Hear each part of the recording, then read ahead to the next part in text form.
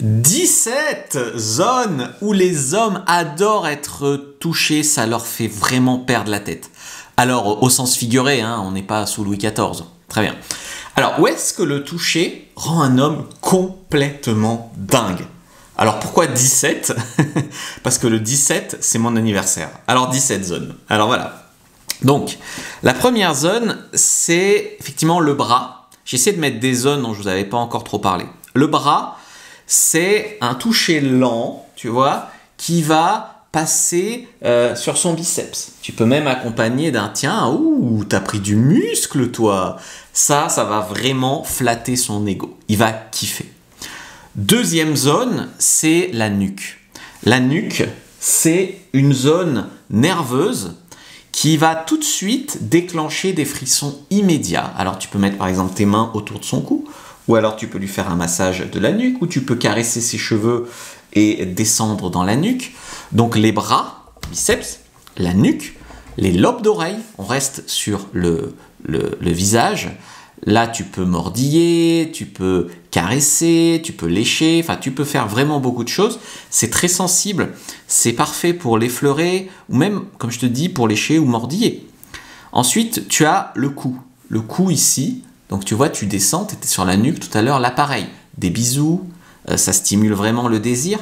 C'est une zone sur laquelle tu peux même mettre ton souffle chaud, ça alterne douceur, peut-être côté un peu plus bestial. Alors si tu veux le mordre, quoi, le mordiller, je te conseille plutôt ici, d'accord, sur l'épaule là, plutôt que dans le cou. Ça peut être, enfin c'est une zone vraiment sensible, hein. Il y a la carotide.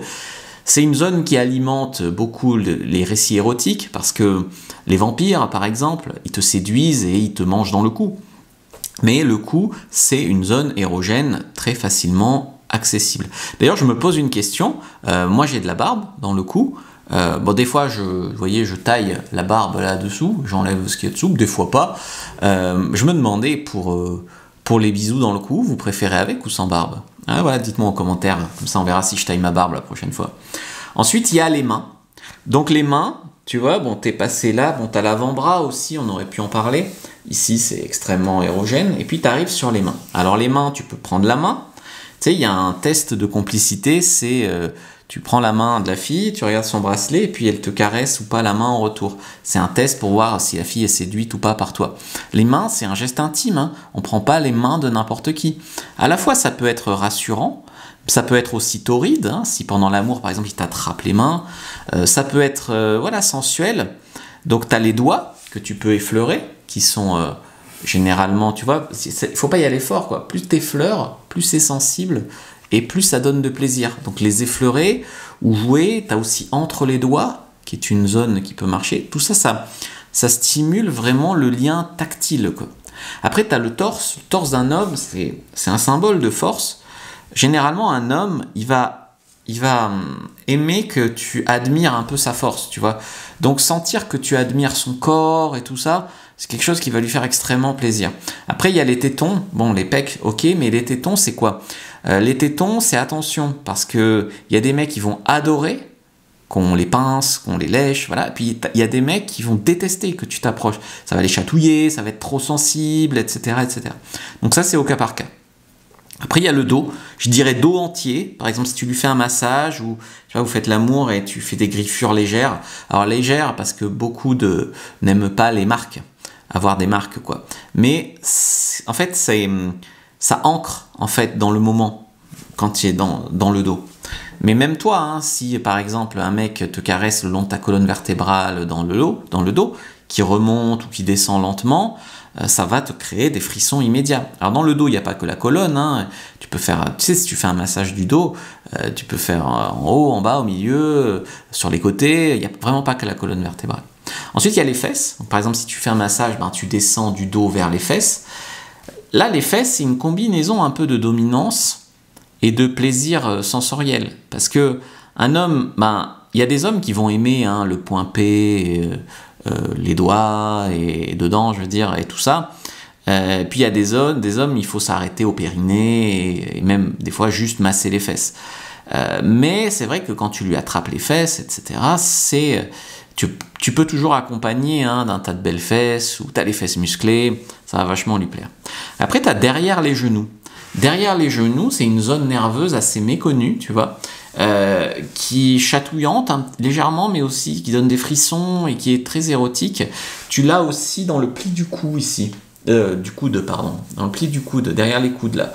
Je te conseille d'essayer sur toi un peu les zones que je te décris et de me dire en commentaire ce que tu en penses, si tu es surprise. Parce que des fois, on pense par exemple qu'il faut en faire des tonnes et toucher très fort pour faire de l'effet. Mais des fois, plus tu touches lentement, plus ça fait d'effet. Parce que ça active la sensibilité. Après, il y a les cheveux. Donc tu peux passer les doigts dedans, tu peux l'attraper pendant que tu fais l'amour. Tout ça, ça peut renforcer en fait son ancrage, renforcer vraiment l'intimité. Après, il y a le périnée, donc la zone entre les testicules et l'anus, dont je t'ai souvent parlé sur cette chaîne. C'est une zone ultra sensible, proche du plaisir intense. Donc là, il faut une stimulation subtile, caresse légère avec les doigts ou langue. Ou voilà. Donc la colonne vertébrale, ça je t'en ai parlé. Après, il y a les joues. Tu vois, les joues, quand tu prends sa tête dans tes joues, dans tes mains, ses joues dans tes mains. Tu peux aussi faire un bisou sur la joue, caresse douce. Ça active une émotion de douceur, mais aussi de plaisir, tu vois. Et d'ailleurs, tu vois, si lui t'attrape comme ça, ça peut être aussi de la fermeté et de la dominance. Donc barbe, pourquoi pas caresser la barbe dans le menton, tout ça.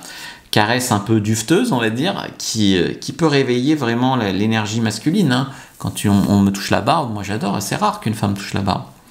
Les épaules, donc comme je t'ai dit, tu pouvais mordre tout à l'heure. Voilà, un contact ici sur les épaules, si tu masses par exemple, tout ça, ça peut réveiller et vraiment le détendre. Et oui, ça crée une proximité physique.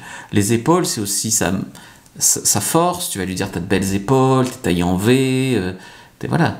Après, il y a le ventre, donc tu vois, tu descends, je t'ai parlé de cette partie-là, tu descends le ventre, tu as ce qu'on appelle le chemin des dames, donc tu descends le long du ventre jusqu'au pénis. Donc tu as les caresses lentes ici qui le rendent beaucoup plus vulnérable et réceptif. Tu sais, c'est comme les animaux, hein, ils te laissent pas toucher leur ventre, par exemple les chiens, les chats, sauf s'ils ont vraiment confiance en toi. Et en plus, c'est assez érogène, hein, le ventre. L'abdomen bas, donc juste au-dessus du sexe, tu vois, tu as aussi le pubis et tout ça, ça crée vraiment une anticipation, elle descend, attention, alerte, elle descend.